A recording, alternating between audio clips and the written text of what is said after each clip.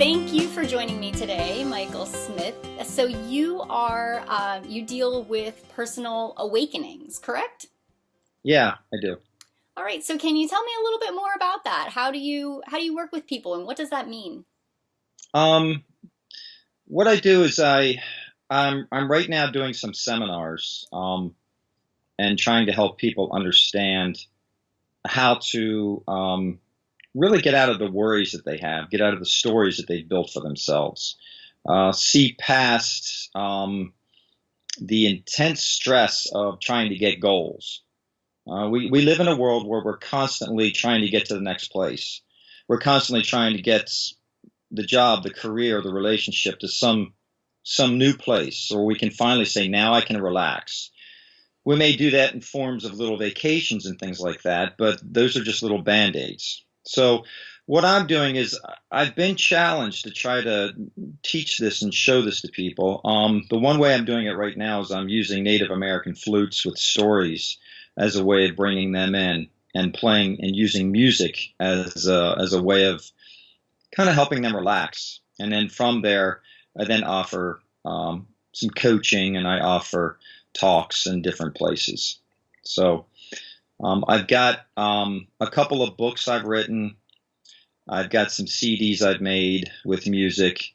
And so right now I'm doing Native American flute journeys at a couple of places. And I'm also going out and doing some talks called Opening Something Beautiful, which is a 4-part talk that talks about how to actually see life from a place of present awareness. That sounds very needed in the world that we live in. So what led you to this? How did you get to this point? The story's really not that important, but if there was a story, I would have to say we get to a place where we collect all the objects and you get them and you realize that this still isn't it. You have the house, the wife, the kids, the cars, the job. You have all that. You collect it. And you're saying, I should be happy. And you're still not happy. Why? I didn't settle for saying there's no answer to this. I started digging. And what I did was I originally started digging and just looking at forms of healing and some of the alternative medicines that were out there. So I became a Reiki master and started teaching classes all over the place. And then went deeper and deeper. And as I did, things started breaking open. The marriage I was in dissolved. The job I was in dissolved. And I eventually then found myself in a place of not much. There wasn't much there. And I looked into it and then found a peace and a grace in this presence. And this is like a period of over 15 years of just, there were moments where things opened up and I was able to see oneness for a period of 2 or 3 weeks. And then it would close down and there would be Mike struggling in life. And then there was oneness again. And it kept going back and forth. And then finally it just settled. And a new relationship opened, the relationship of just grace and peace as the primary relationship, as who I was. I know that's kind of a strange way to answer that question, but that's all I can say. That's perfect, actually. So it sounds like you were on an individual journey, which when I talk about divorce and I talk about marriage and relationships, that's a lot of what I talk about. And I say that, we're all individuals who are, and I know that we're all connected, but we're all continuously growing and we're becoming more of ourselves. Things are falling away and we're stepping into these new chapters. And so it's not always appropriate to continue living our lives with the same person. And, you said as part of your story that your marriage dissolved. So I think that, that makes sense that we're growing and we're changing and our lives are changing. The circumstances around us are changing. So I think that divorce in itself can be a doorway into this kind of spiritual awakening where losing something that you were really attached to and having an opportunity to then kind of embrace something larger and really adopting a different kind of story as the old one falls away. So can you talk a little bit about that, about how divorce can sort of be a catalyst for this kind of a thing? Yeah, well, actually, the deeper part of the story is, what is our purpose here on earth? Why are we here? We're not here to have the perfect relationship where we're walking hand in hand into the sunset. Um, our main purpose is to fall into our own grace, realize ourselves, fall into our own presence and find peace. That's really what it is. Fall into it and then go back and see everything as that grace. Now, the beauty of this is, if someone is watching this and they're going through divorce right now, I would probably ask you to notice, are you really controlling what's happening? Are you controlling the change that's taking place in the relationship? We have love. It appears out of nowhere. It takes place, and then all of a sudden it fades and moves. And we try to grasp it with objects and moments and say, let's keep it going. And it becomes exhausting. I remember in my marriage saying to my friends at that time, I feel like I'm on a huge tanker heading into an iceberg. And no matter what I do, I'm not going to be able to turn away from this. It's going to happen. You just see it, you sense it happening. And this comes back to the very essence of, who are we, and do we actually control? And do we really control? Did you control the relationship as it formed? Do you control every moment of the relationship? And do you control the moment the relationship dissolves? We really don't. So as you let go of this control and divorce takes place, it breaks. Something breaks. And when something breaks, something else opens. Now, what is there that opens? What is here now, right now, as you're listening to me? What is the one thing that is here, that is undeniable, that doesn't change? What is the one thing that will always be here, no matter who stands next to you, no matter who stands in front of you, no matter who speaks, who sings, no matter what happens? What is always there? And this is what we return to. This is our pure grace. It's unnameable. It has no future. It has no past. And this is what we are here for, is to return to that. I can't even name what it is, but we're here to return to it.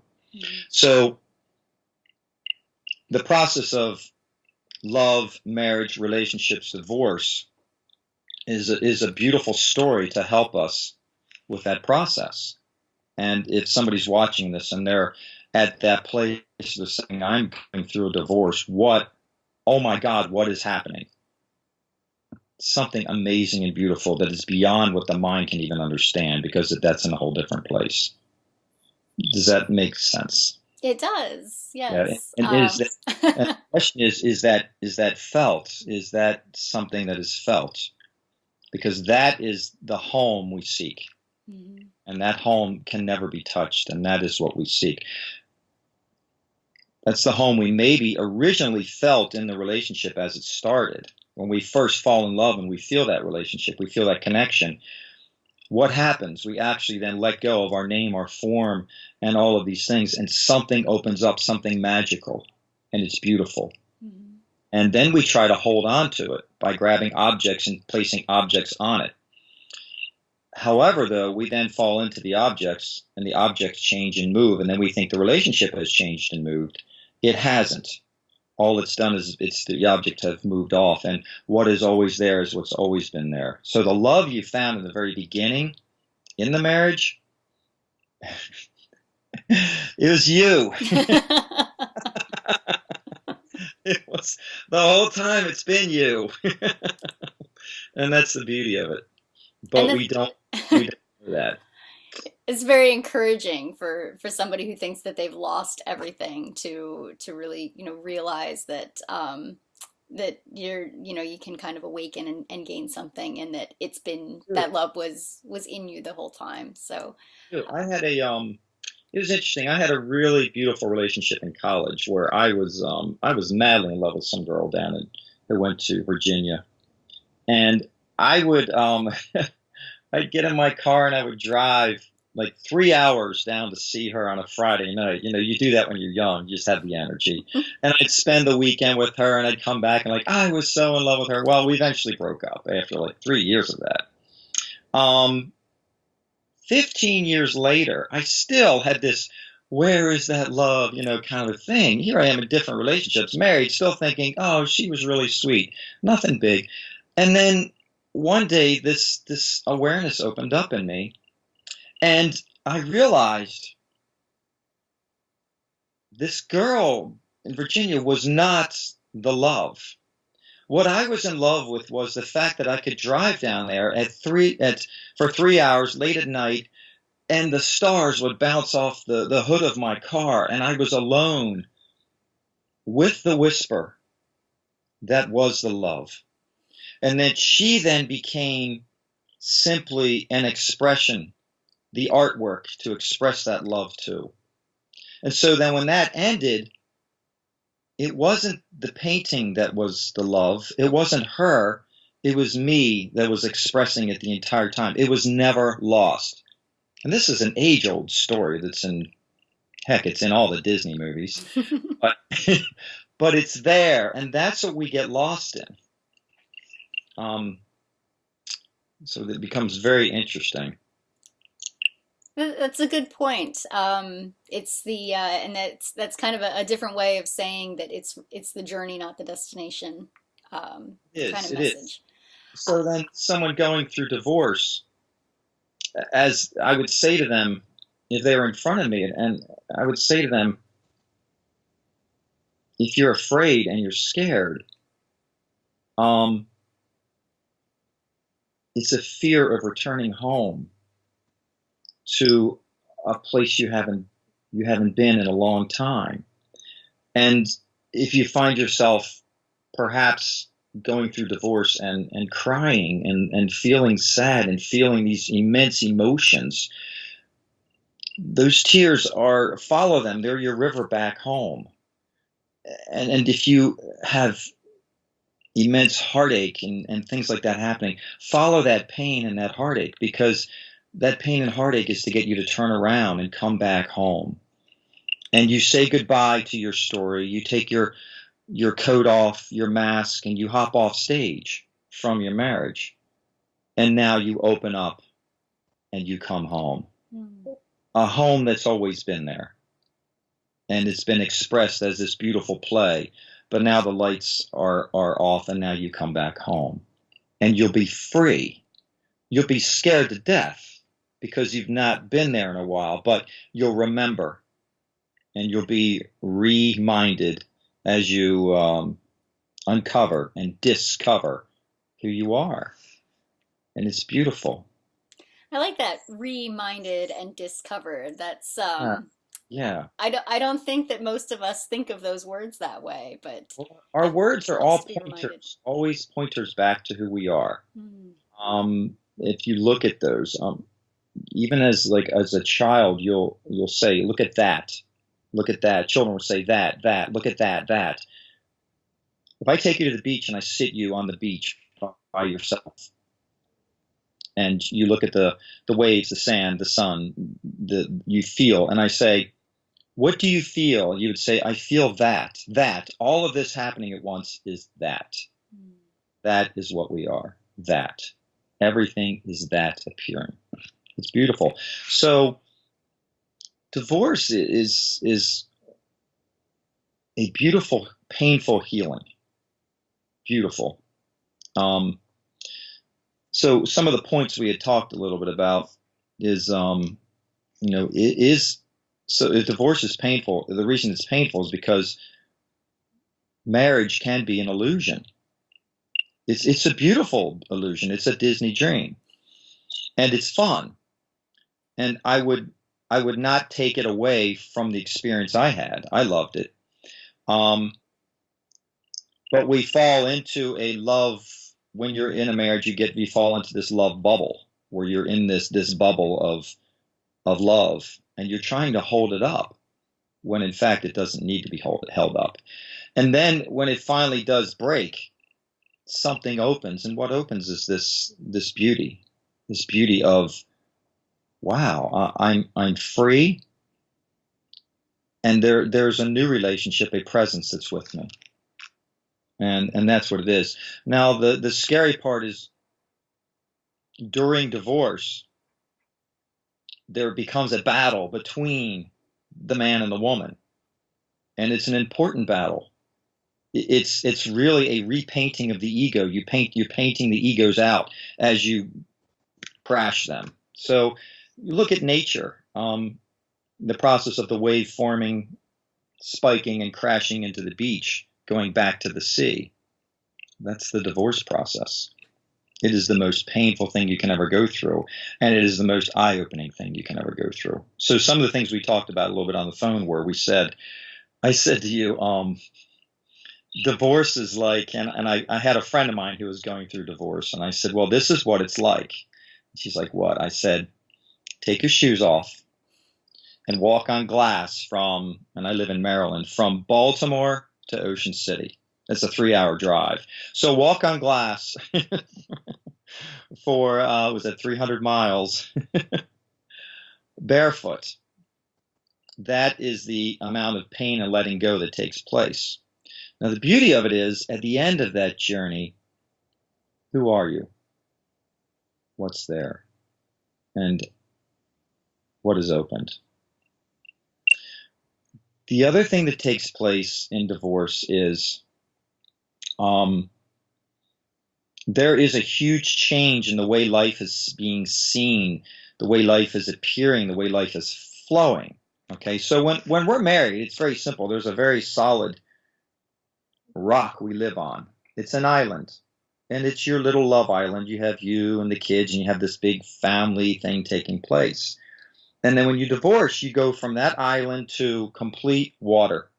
That's what takes place. You're living in a fluid environment. You can't find your footing. You can't get your footing. Everything you knew to be your foundation does not exist anymore. However, the only way to really survive in that environment, just like you're in water, is to let go. And you'll float, and you'll move, and you'll then be free. And then something absolutely beautiful happens after a while. And this has to do with awakening. You go from the old knowing of love, which was, love will fill my heart. And it's almost like love coming from the mind, grasping and coming back in to fill your heart. And that's the way most of the world is capturing love. They reach out, they grab it, and love will fill my heart. Now things will change over time. As awakening occurs, you then become a way to, you then express your heart out. So now you're the full heart expressing. So before, you're seeking ways to fill the heart. Now you're seeking ways to express the full heart, which means that you may now have relationships that are just purely for artistic expression. They're relationships that are part of that expression. I'm a musician, so as we refer to it in music, perhaps every guitarist sees the guy standing there, in the spotlight, playing the lead with the lights on him and the wind blowing in his hair, and he's playing this beautiful lead. And we say, yeah, I want to do that. What happens is you then realize the only way that just is something that happens. You first write the song from the heart. You then create the chords from the heart. The band joins you from the heart. And then somewhere in the night, you find yourself resting your leg up upon the amp, playing the lead, and it's an expression of the full heart. And it was never something you intended to do. It just happened. So now you live in this fluid environment where you go, whoa, this wave I just surfed it somehow. I don't know how I did it. And then you have the beauty of looking back at everything that ever took place, even the painfulness that you went through in the divorce. You can still look back at it and say, present awareness was appearing there the entire time. I was never alone. That is beautiful. It's such a wonderful, really healing way to kind of view all of this. And it flies directly in the face of everything that our culture teaches us about what love means and what marriage means and what divorce means and what we're supposed to do and what we're supposed to be. So it's actually quite refreshing to hear that none of that is true. Yeah. It's the well, that begs us to look at relationships. What's the purpose of a relationship? And we're taught, and we think, okay, the purpose of a relationship is to just have that one person there to really help me with everything in life. And that's not really it. The purpose of the relationship at times might be, you might have and we have lots of different relationships, and someone may be in your life to kind of drive you nuts, to make you, their purpose is to drive you to a point where you say, that's it, I need to go on my own, because you are afraid to go on your own. Relationships are, at first, they're mirrors of our own beauty, our own presence. And that's what we love about when we meet people. We go, oh, wow, you stepped into my calm pond and pool without any waves. I like this. And then you connect with them. Over time, though, it may go in different directions. That person may start splashing and making waves. And those waves are to kind of help you know that you're aware in different ways. So they might drive you to a point where you're like, I need to be on my own. The most difficult part is when you're just holding on, because you believe that I can get to this other place. The place you're trying to get to is here right now. This is it. So the relationships, if you really look at them, why do we have relationships? And it's to express a full heart, and at times also it's to drive us back into the full heart. So if you're in a bad relationship right now, and you know that this relationship is not good for you, well, we look at it again, say, well, what is the relationship doing? It's breaking me open to myself in many ways. And if it is, do I need to keep it? And am I strong enough to go on my own? And that comes down to finding it. I don't know if that makes sense. It does. And it kind of reminds me when you said broken open, it reminds me of things like eggs and seeds, things that break open and become, really can express their full potential. And that's something that naturally happens. And often, if we look at the seeds and the eggs too, really, it's something that happens, in the dark, and it looks brutal, and it's essentially very beautiful. And everything's been there in the seed the entire time. Right. It's quite beautiful. Mm-hmm. Absolutely. Yeah. There's one more point I then will bring up is the greatest love story ever. So which we can kind of jump from as we look at eggs and seeds of already having it. So the greatest love story is one that before you're born, you are perhaps, let's say you are the entire beach line. You're the universe standing on the beach, and there you are. And the universe whispers to you, go. So you then form yourself as a individual, and it's an illusion. Individual, in meaning not divided. So we go out into the illusion of as an individual, and we go out into the waves and we play as children, and we get our name. We're told what sex we are. We're told what school we're going to, and we keep going and going, and then we get into our school, and I can't wait to get to fifth grade because something else is going to happen. You get to fifth grade, now I can't wait to get to sixth grade. Something else is going to happen. And then you finally get into high school. I can't wait to get a boyfriend or a girlfriend because now, and we meet those boyfriend and girlfriends, and boom, we feel something. And what we feel is again, it's that the edge of the beach of the universe of nothingness, beautifulness taking place in those little love moments. And then we think, I want that all the time. Let's go and get more objects to get that. So we go into the story. We then fall into this story of Mike, a separate person, getting married with a job and getting this life going. And we get the life going. And then we find ourselves 30 years later sitting in a cubicle in some company, hating everything we've built, married in a marriage that is like, what is this? What is this? It's beautiful. It had its moments, but it doesn't always have its moments. And then we have beautiful children, which are reminders of our home as well. And we keep going and we keep going, and then we get older and we get older, and then we fall and we hurt and we have disease and we have relationships come and go, and then we finally smash our head against the rocks and we die. Okay. And the current brings us back in and we land on the shore, and the whisper says to us, I never left you. It says, I was there the entire time. I was there as your friend in grade school. I was there as your teacher. I was there as that horrible cubicle. I was there as your first car. I was there as your first love, your first kiss, your goodbye.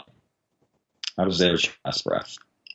And I was there appearing as everything. And we return home to the present and awareness that has been appearing as everything.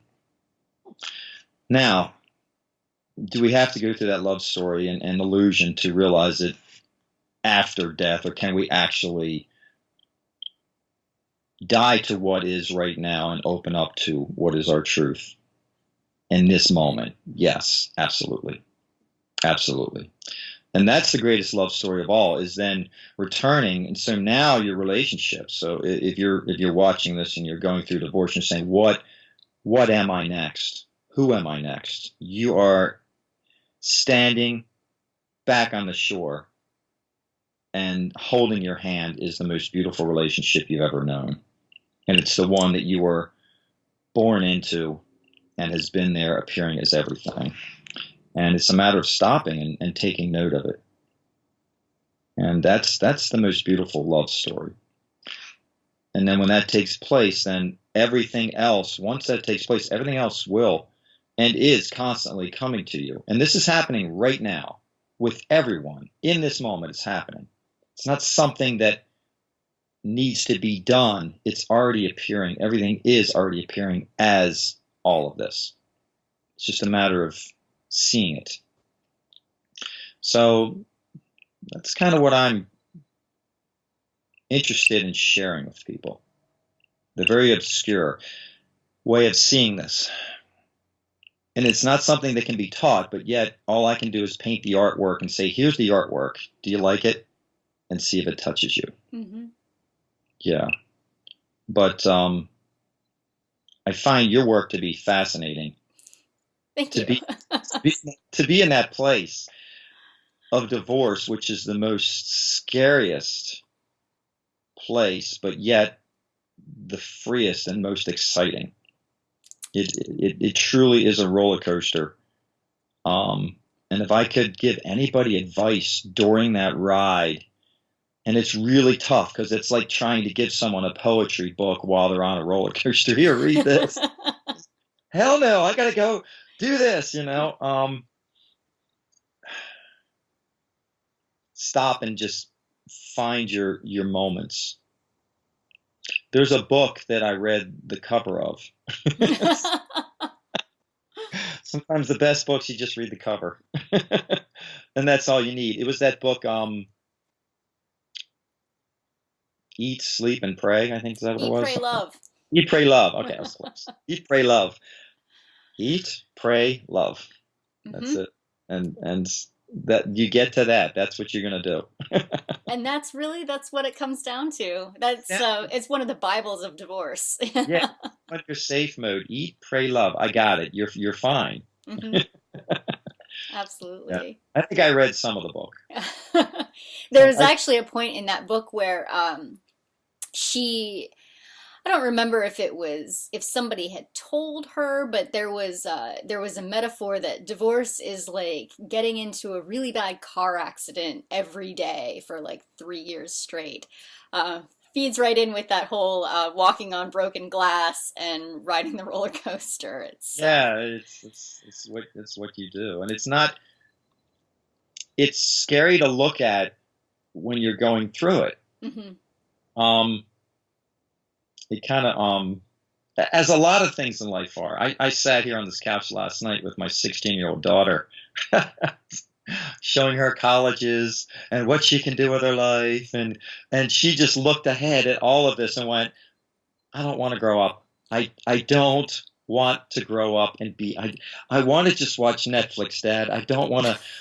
They look at my driver's license. I mean, life scared her, and I told her. I said, look, thinking about doing the dishes is always harder than doing them. Just start with the first dish, and that's it. And while you're doing that, realize that you're actually not washing the dish. What is it? What is washing the dish? What is saying to you, get a divorce? It's the most amazing thing. I remember when I was married, you know, those words, I love you, let's get married. And then 15 years later, I want a divorce. It just comes out. You're eating your Cheerios, there it is. Boom, it's said. And you have no control over it. Mhm. It's phenomenal Mhm. and scary. Mhm. But so thinking about doing the dishes is always harder than doing them. You can't think about it. So the eat, pray, and love makes so much sense. Prayer is one of the most beautiful things. There's a guy named Muji that I watch a lot, and he's really beautiful. He says, just do this for a moment. What is felt in doing this? Where does this take you? And it's energy closing off. And then you open back up and you open up the world to what you felt, and the world becomes all of this. Hmm. Beautiful. That is beautiful. Oh. Yeah. Yeah. So, Well, thank you so much, Michael. This has been really awakening for me, and I'm sure for people who are watching this who are kind of in this boat right now or on the island getting ready to have their island dissolved. So where they can become part of the ocean and become part of everything. So this has been really, really wonderful and a really beautiful way of seeing something that is, for the most part, not looked upon very favorably in our culture. So I really want to thank you for that. If anybody wants to get in touch with you and do some more work with you, a little bit more personal and in depth, how can they find you at this point? I would tell them, I'm going to give you two things. I'll give you my email address, okay, which they can contact me directly with through email. And it's MIKES1648 at Hotmail. So that's one way, MIKES1648 at Hotmail. The other way is I have a page on Facebook, and I'm calling it The True You. So it's The True You. And if they look up The True You and go on Facebook and type in The True You, they'll get to my Facebook page. And on there, that's like my art pad. I will wake up and I'll feel different energies and things, and I'll write them down and say, let's explore this.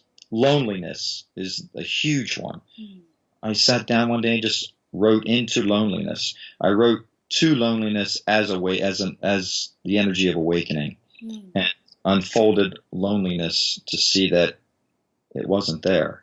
It's just an energy. It has no borders or edges. It's just there. So go to The True You on Facebook or MIKES1648 at Hotmail. And I'll be glad to work with anyone who wants help during this time. It's a